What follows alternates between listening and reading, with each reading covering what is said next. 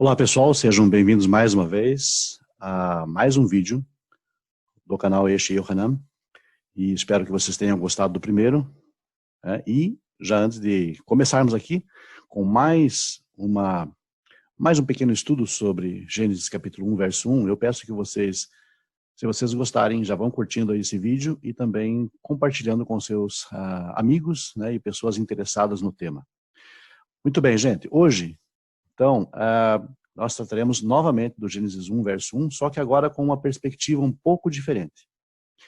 Bom, antes de mais nada, eu gostaria de introduzir para vocês aqui o texto, que vocês já conhecem, do outro vídeo, Bereshit bara Elohim et hashamayim ve'et haaretz, que é o texto do Gênesis, capítulo 1, verso 1, né, que nós já vimos no outro vídeo, que a melhor tradução seria em um princípio, ou com um princípio, né? E houve questões no outro vídeo que acredito que despertaram a curiosidade de muitas pessoas. Então vamos tratar hoje aqui sobre o Gênesis 1, verso 1 e as traduções modernas, contemporâneas, né? A visão tradicional, né, das traduções e a narrativa do Zohar. Muito bem. Vocês conseguem ver nesse primeiro slide aqui, então, o texto, e eu marquei dois sinais que são muito importantes na leitura desse texto, porque resolvi falar deles hoje porque eles são sinais muito ignorados na leitura e muitas vezes nas traduções. Esses sinais que eu anotei aqui hoje, nesse slide, eles fazem parte de um grupo de sinais que não são vogais, não são sinais vocálicos, são chamados de Ta'amei Hamikra, que são notificação musical, na verdade, né? Porque a Torá, como vocês sabem, ela é entoada nas sinagogas. E isso serve, então, como notação musical. Bom, esses sinais que não são vogais também servem, de alguma forma, para que o tradutor possa se embasar, né? A fim de perceber as pausas e aonde o texto, por exemplo, é interrompido. O primeiro sinal marcado aqui à direita chama-se Tifra. Tifra é uma pequena pausa. E depois temos o sinal Etnachta. Etnachta é uma pausa um pouco maior e é justamente a divisão do Passuk, a divisão do versículo. Então, de certa forma, após a leitura da palavra Bereshit, eu devo fazer uma pequena pausa. E depois da palavra Elohim, eu devo fazer uma outra pausa maior. Então, a leitura ficaria mais ou menos assim. Bereshit bara Elohim et hashamayim ve'et haaretz. Acompanhando agora, no próximo slide, nós temos a análise desse texto e as letras aonde recaem esses sinais em negrito. E a comparação com o texto do site Mehon Mamre, que é um texto bastante conhecido, é um site bastante conhecido que oferece o texto da Torá gratuitamente para leitura. Vejam que no texto do site Mehon Mamre nós temos, então, as vírgulas colocadas exatamente onde os sinais recaem, ou logo após as palavras onde os sinais recaem. Portanto, o texto do site Mehon Mamre, nós lemos Bereshit bara Elohim et hashamayim ve'et haaretz.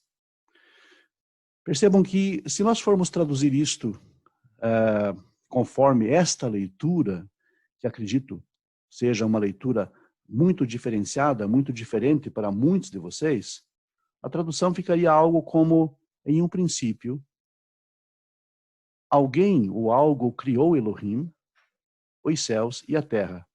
Lembrando que bará, o verbo que aqui está, na verdade, ele pode ser entendido como ele criou. Só que esse ele é indefinido. Esse ele não é mencionado. E pela leitura que agora vocês têm aqui na frente de vocês, Elohim passa a ser, na verdade, não o sujeito da frase. Ou seja, não é Elohim que criou algo, e sim passa a ser o objeto da frase. Como se Elohim tivesse, então, sido criado. Sim, eu sei que é uma visão tanto quanto estranha, mas vamos partir agora para o próximo slide, a fim de que vocês possam compreender melhor isto. Bereshit bara Elohim et hashamayim ve'et haaretz. Em um princípio, algo ou alguém, eu coloquei ali um ponto de interrogação, criou Elohim, os céus e a terra. Essa é uma visão radicalmente diferente das traduções modernas, e eu vou explicar onde ela está embasada no próximo slide. Sefer HaZohar HaKadosh, volume 1, 15a. Com este princípio, o oculto incógnito criou este palácio. Este palácio é chamado pelo nome Elohim. Este é o segredo das palavras. Com um princípio, algo criou Elohim.